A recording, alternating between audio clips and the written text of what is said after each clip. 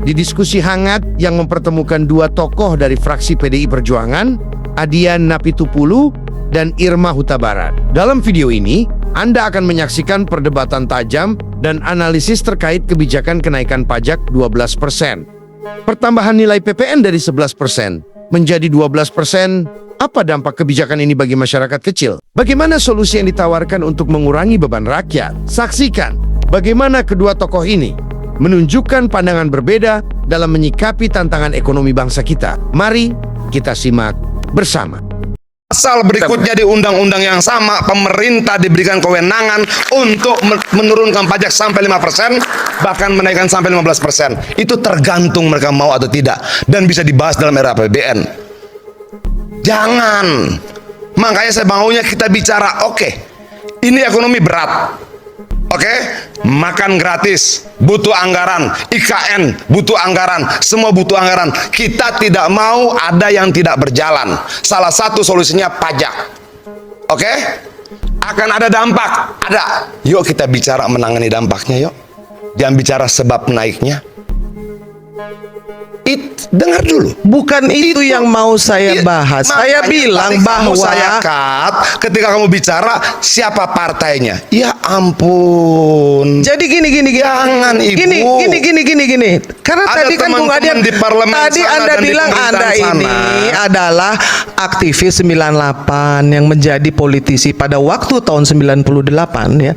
Salah satu daripada tap MPR yang pertama itu adalah memberantas korupsi, kolusi, dan nepotisme. Sampai hari maaf, ini itu out of context. Tolong dong. Oke, jawabannya kenapa tadi Bu Adian? What is in the context adalah Anda mengatakan ada surat presiden. Kalau surat presiden, ada surat presiden yang juga meminta agar undang-undang untuk perampasan aset koruptor itu disahkan. Dibahas pun tidak, 11 tahun mangkrak. Jadi jangan menyalahkan pemerintah. Itu yang menurut saya. Karena gini, Ibu, itu lain soal. Karena gini, kalau kita bicara soal teknologi, kenapa tidak merata? Karena BTS-nya korupsi, karena hukuman itu tidak tegak. Antara undang-undang terkait PPN 12% dan undang-undang perampasan aset koruptor, dua konteks undang-undang yang tidak sama dengan proses yang tidak sama dalam momentum yang juga tidak sama, lalu kamu mau menganggap itu contoh apple to apple. Bukan apple to apple, tapi itu bisa menjadi gimana ceritanya APBN kita supaya tidak bocor, hutang kita supaya tidak bertambah. Kalau ada yang bisa korupsi sampai 300 triliun, kita dari pajak aja mau saling menyalahkan. Oke, mau saling menyalahkan. Oke, saya tidak. Vonis tentang si Muiz itu di pemerintahan siapa? Lalu kamu mau bilang menyelamatkan aset negara? Di pemerintahan siapa? Saya bilang di pemerintahan siapa? Dari pemerintahan Megawati sampai sekarang juga memang masih. Vonis 300 triliun 6,5 tahun itu di pemerintahan siapa? Saya tidak mau masuk pembicaraan itu. Kamu memaksanya untuk masuk pembicaraan itu.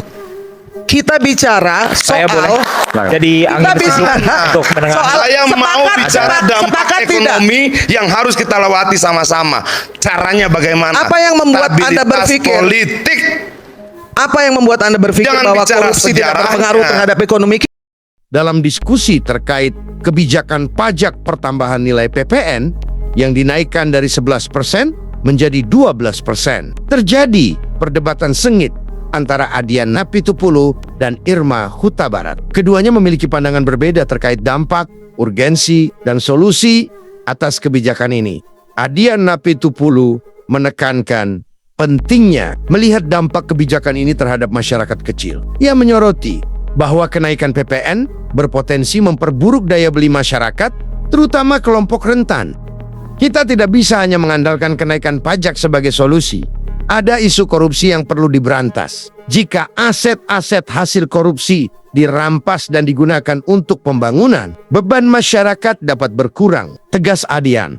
Ia juga mengkritik kurangnya langkah mitigasi yang konkret untuk mengatasi efek domino dari kebijakan ini, seperti potensi peningkatan angka pengangguran dan inflasi. Di sisi lain, Irma Huta Barat menyampaikan pandangannya dengan menyoroti kebutuhan negara untuk memperkuat basis penerimaan pajak. Ia mengingatkan bahwa 83% penerimaan negara berasal dari pajak, dengan PPN menyumbang hampir 1/4 dari jumlah tersebut. Ini adalah langkah yang tidak populer, tetapi harus diambil untuk menopang kebutuhan anggaran. Pemerintah juga sudah menyiapkan program bantuan sosial untuk mengurangi dampaknya, ujar Irma. Ia juga menegaskan bahwa kebijakan ini telah dibahas secara panjang lebar sejak pemerintahan sebelumnya dan tidak muncul secara tiba-tiba. Perdebatan antara keduanya semakin memanas ketika Adian mempertanyakan mengapa undang-undang perampasan aset koruptor belum disahkan. Adian berpendapat bahwa penerapan kebijakan PPN seharusnya disertai dengan upaya serius memberantas korupsi. Irma menanggapi dengan menyebut bahwa upaya pemerintah tidak hanya terbatas pada kebijakan fiskal, tetapi juga reformasi di berbagai sektor. Ini bukan soal siapa yang memimpin atau dari partai mana, tetapi bagaimana kita bersama-sama mencari solusi, balas Irma. Walau terdapat perbedaan pandangan, keduanya sepakat bahwa diperlukan langkah mitigasi yang jelas untuk melindungi masyarakat kecil dari dampak kenaikan PPN. Mereka juga menyerukan pentingnya stabilitas politik dan kolaborasi lintas partai untuk memastikan kebijakan ini berjalan dengan baik.